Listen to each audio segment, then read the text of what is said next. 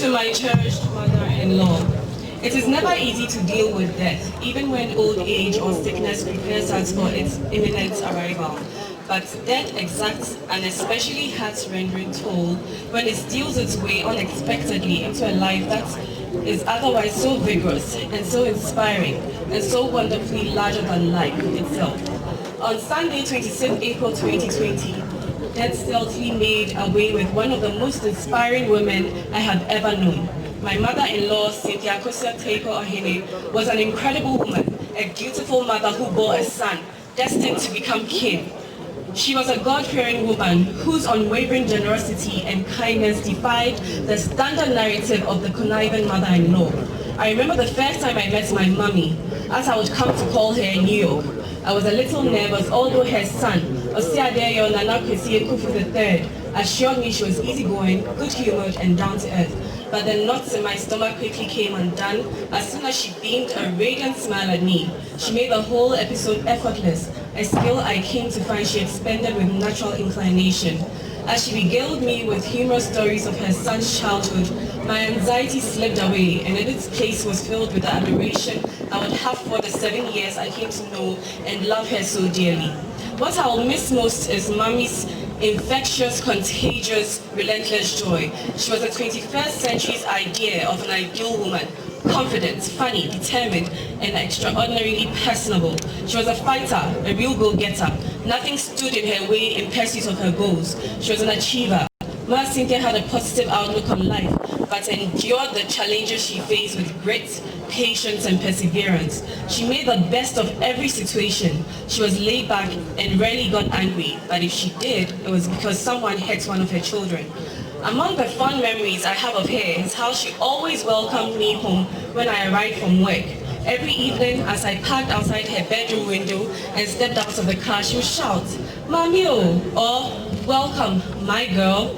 She was my biggest fan, always complimenting me on my clothing and even taking photos of me when I dressed up to go to work.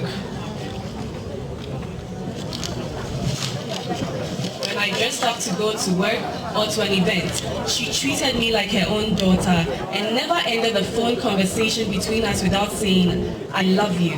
She showered me with gifts all the time without any occasion. She demanded little, aside coaxing her son and I to eat fufu for lunch whenever she was home. During one of the last family gatherings I attended with her earlier this year, she introduced me to her closest relatives, telling them how much she loved me. I remember her singing along to pop music and answering all the questions to Jeopardy! That's a classic American TV game show. And I thought how intelligent she was. There are cliches about how difficult mothers-in-law could be, but my experience with Ma Cynthia proved those presumptions wrong. I got the best mother-in-law in the world. She enriched my life in countless ways. She taught me to make the most out of every situation and gave valuable counsel on marriage. Until her death, I had no idea that she shielded me in ways I never imagined. Her death left us exposed and vulnerable with a void in our lives that will never be filled. I used to feel so uneasy listening to stories about the supernatural, but ever since Ma Cynthia's death, I turn around expectantly at every squeaky sound, every wisp in the air, thinking it's her trying to say a final farewell. I go to bed at night hoping to dream about her, just to see her again. What I would not give to embrace her just one last time. If reincarnation exists, I pray she finds her way back to our lives. I am saddened that someone so good, so full of life, could not keep living to reap the fruits of her labor.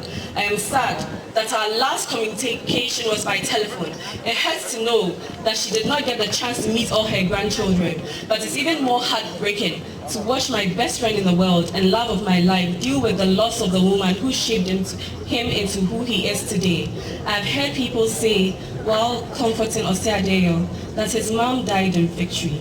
It is therefore comforting to know that she fought a good fight and accomplished great feats on earth. So I imagine her strutting up the golden streets of heaven, unapologetically meandering through a queue of departed souls and reaching up into the bosom of God for her deserving crown. Ma Cynthia, my kin and I know that we have a personal angel in heaven watching over us and praying for us. If there's a second chance in life, I will always choose you as my mother-in-law. You will not be replaced. You can never be replaced. Rest in peace, Mommy. It was a great honor to have you as a mother-in-law. You truly left an indelible memory in my heart and left the world better than you found it. Jennifer J. Junior Money.